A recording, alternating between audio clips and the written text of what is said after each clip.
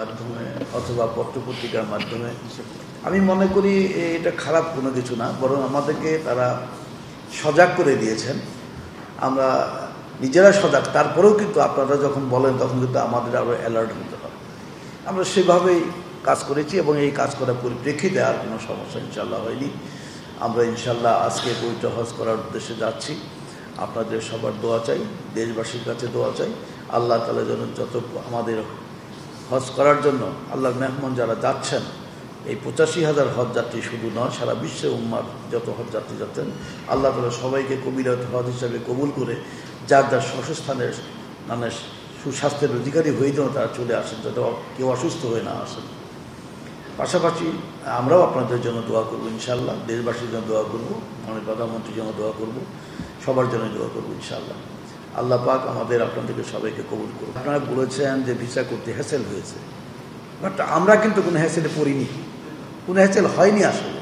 এটাকে আমার মনে হয় অযথাভাবে এটা কিন্তু বলা হয়েছে, কারণ যখন আপনারা হ্যাসেলের কথাটা বলছেন সেই সময় বাংলাদেশ 87% আমাদের ভিসা কমপ্লিট হয়ে গেছে।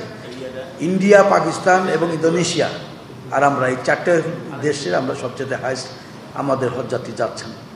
সেই জায়গায় ইন্ডিয়া, পাকিস্তান এবং ইন্দোনেশিয়া তাদের পার্সেন্টেজ ছিল 49%, 51%, 53%, বাট বাংলাদেশ 87% অ্যাচিভ করেছে। অযথা এই সমস্ত ধোঁয়া তুলে আমাদেরকে কিন্তু কি বলবো, আমাদেরকে মানে মানুষের বিব্রতকর অবস্থা ফেলার চেষ্টা করেছে। যারা করেছে তারা এটা সঠিক করেনি। আমি কথাও বলতে চাই, সেই সময় সারা বিশ্বের অন্যান্য দেশের যাদের কম হয়েছে তাদের ভিসা কিন্তু বন্ধ হয়েছিল। বাংলাদেশের ভিসা একদিনের জন্য, 1 সেকেন্ডের জন্য বন্ধ হয়নি।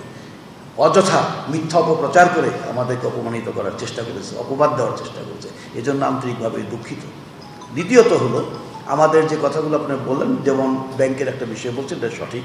গত বছর 2টা ব্যাংকে হয়েছিল, ইনশাআল্লাহ সুন্দরভাবে আমরা অ্যাচিভ করতে পেরেছি। আমার মন্ত্রণালয়ের পক্ষ থেকে এবং আরও যারা আনুষঙ্গিক যারা এর সাথে জড়িত তারা সবাই সহযোগিতা করেছে।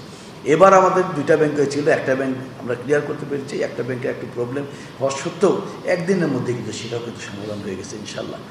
আমাদের মাননীয় প্রধানমন্ত্রী সর্বসময় নজর দেন এবং উনি দিক নির্দেশনা দেন, ওনার দিক নির্দেশনায় আমরা সেটাও করতে পেরেছি। হ্যাঁ, একটি কথা আপনি বলেছেন, যেটা যে পরবর্তীতে এরকম যদি তারা করে তাদের জন্য কী ব্যবস্থা নেবেন। অবশ্যই এটার জন্য ব্যবস্থা আমরা নেব, এতে কোনো সন্দেহ নেই। যে সমস্ত ব্যাংক এই সমস্ত কাজ করেছে তাদেরকে আমরা পরবর্তীতে ইনলিস্টেড রাখবো না। 2 নম্বর হলো, যারা আমাদের এজেন্সি যারা এই ধরনের অপকর্ম করে তাদেরকেও আমরা কিন্তু আগামীতে হজ যাত্রীদের নেওয়ার ব্যাপারে তাদের কোনো লাইসেন্স নবায়ন হবে না, বরং আমাদের যে বিধান আছে যেটা, যে 50 লক্ষ টাকা পর্যন্ত জরিমানা, যে যতটুকু অপরাধ করেছে ততটুকু তার শাস্তি তারা পাবে, এতে কোনো সন্দেহ নেই। আমার বিশ্বাস আপনারা আজকে আশ্বস্ত হয়েছেন আমার কথাগুলো করবে, এবং আমি যে কথাগুলো বলেছি আমরা কথা কম বলি, কিন্তু কোনো সময় কিন্তু কথা অতিরিক্ত বলি না। আমরা কাজ করে দেখিয়ে দিতে চাই যে কাজ করলে, ইচ্ছা করলে এটা সমাধান করা সম্ভব। সেটা আল্লাহ তাআলা সর্বসময় আমাদের মানে শক্তি যোগাইছেন এবং সাহস দিয়েছেন, এবং আল্লাহ তাআলা সেই কাজগুলো সমাধান করার সুযোগ আমাদেরকে করে দিয়েছেন। এই জন্য আল্লাহর দরবারে শুকরিয়া জানাই, আপনাদেরকে অভিনন্দন জানাই। দোয়া করবেন যাতে আমরা সুন্দর সুষ্ঠুভাবে আমাদের হজব্রত যারা আছেন তাদেরকে সুন্দর সুষ্ঠুভাবে কামিয়াবি করে কবিরত হজ হিসেবে কবুল করে দেন, তাদের দেশে আসতে পারে। এই প্রত্যাশা রেখে আমি আর কথা শেষ করছি। খোদা হাফেজ।